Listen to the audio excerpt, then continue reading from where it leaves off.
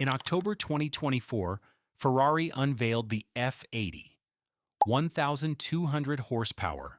Every single one was reserved before Ferrari showed the car to anyone. The press release was the product. The announcement was the transaction. Because supercars aren't really about speed. They're about the refusal to accept that going fast is a problem that has already been solved. 7 levels. Let's get into it. Level 1. The borderline supercar. $150,000 to $250,000. This is where the category begins, and where the arguments also begin, because not everyone agrees what belongs here. The Porsche 911 Turbo S, the Lamborghini Huracan, the Ferrari Roma, the McLaren Artura. These cars share a profile: mid to high six figures, 2 seats, or a nominal rear, a power output somewhere between 600 and 700 horsepower. The 911 Turbo S is the honest choice at this level. Around $230,000 at US retail, 650 horsepower from a flat 6, 0 to 60 in approximately 2.6 seconds, a rear seat that exists without apology. It is the most competent machine at this level. It is also the most invisible. That is the tension at level 1. The engineering has caught up to the performance. The cars are extraordinary. The experience of ownership on an average day is not. The buyer here is successful, specific, and already done with the conversation about whether they can afford it. They are now having the more interesting conversation: which one? And from here, that question gets harder. Level 2, $250,000 to $500,000. Ferrari 296 GTB, McLaren 750S, Lamborghini Revuelto. The 296 GTB starts around $320,000. It produces 819 horsepower from a twin-turbocharged V6 hybrid. The Lamborghini Revuelto replaced the Aventador in 2023 at around $600,000. At level 2, the car is doing something the car below it cannot. Not faster necessarily, different. The sound is different. The commitment required to drive it is different. The buyer here has often owned a level 1 car and found it too easy. That sounds like an invented problem. It is not. When a car requires nothing of you, it gives you nothing back. Level 3.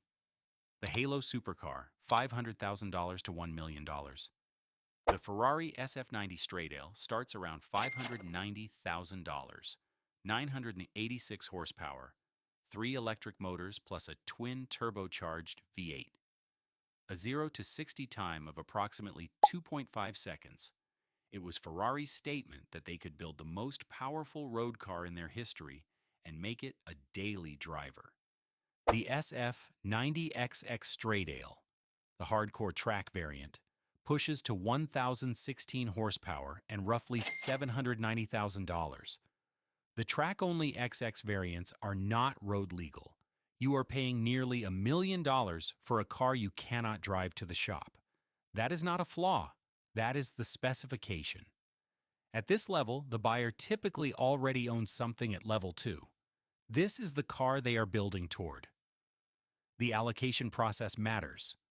Ferrari does not sell these to strangers. The relationship with the brand, the history of purchases, all of it feeds into whether the call comes. At level 3, the car is also a membership. From here, the numbers change character. They stop being prices and start being arguments. If you're finding this useful, hit like and subscribe. Every week I break down how industries and status systems actually work, not how the marketing describes them. Level 4, the hypercar, $1 million to $5 million. This is where the word supercar is retired and hypercar takes over. In October 2024, within weeks of each other, Ferrari and McLaren each revealed what they called their halo cars for this generation. The McLaren W1, $2.1 million, 1,275 horsepower, 399 units, all reserved. The Ferrari F80, $3.9 million, 1,200 horsepower, 799 units, all reserved before the car was shown publicly. Both cars exist at the intersection of Formula One technology and road registration. Both cars are sold out. Bugatti occupies a different coordinate, the Chiron, their landmark W16 hypercar, built in 500 examples, and production concluded in May 2024 with the final hand-assembled unit, started at approximately $3 million. The Chiron Super Sport 300 Plus represented roughly $3.9 million. The new Bugatti Tourbillon, successor to the Chiron, carries an estimated $4.6 million price. A V16 hybrid assistance, 1,775 combined horsepower. The engine alone, revving to 9,000 revolutions per minute without turbocharging, is a philosophical statement about what internal combustion can still do when no one is counting the cost. Level 5. The limited masterwork, $3 million to $20 million plus. This level has a very small number of cars and a very small number of buyers. The two populations know each other. Pagani, Koenigsegg. Bugatti's special commissions. These are manufacturers that produce dozens of cars per year, not thousands. The Pagani Utopia, unveiled in 2022, limited to 99 examples at around $2.2 million each, all allocated, is built around a twin turbocharged AMG V12 and a manual gearbox at a time when the entire industry has moved to automatic. That is a decision made entirely outside of market logic. The Koenigsegg Jesko Absolute, reportedly designed to exceed 330 miles per hour, though not yet officially verified in testing, starts around $3 million for the base Jesko and rises from there. Christian von Koenigsegg builds roughly 20 to 25 cars per year in a facility in Ängelholm, Sweden, where he knows the name of every person on the floor. The insight here is simple. At level 5, the manufacturer's constraint is not money. It is time. There is only one of Horatio Pagani, and he looks at every car before it leaves the building. Level 6. Approximately $10 million to $20 million. Ferrari's Special Projects Division, the department that produces one-off commissions for clients selected by the brand, not by the clients themselves, has produced machines that have never been disclosed publicly, have no official price, and will likely never appear on a public road in the lifetime of their owners.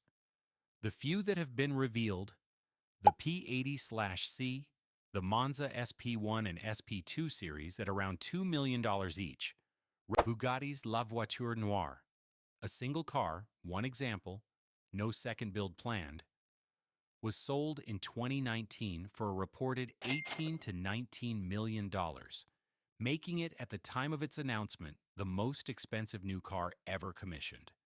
It was inspired by the 1936 Type 57 SC Atlantic, one of the rarest and most sought-after cars in automotive history. Level 7. The historical document Classic Supercar at auction, approximately $50 million plus. The last level is occupied by cars that are no longer being driven to work.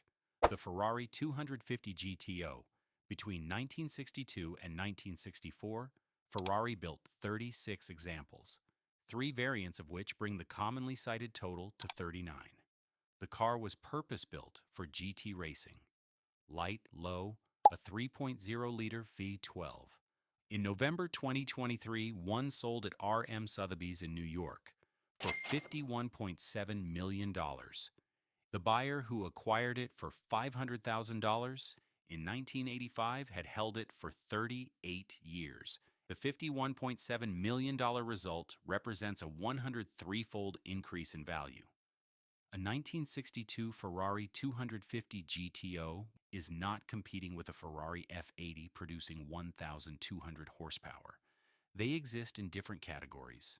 The GTO occupies the category of things that cannot be recreated. No amount of money directed at any manufacturer produces a new 250 GTO. At level 7, the car has become evidence. Evidence that someone, at a specific moment in the history of making things got it exactly right. If this was useful, subscribe. See you in the next one.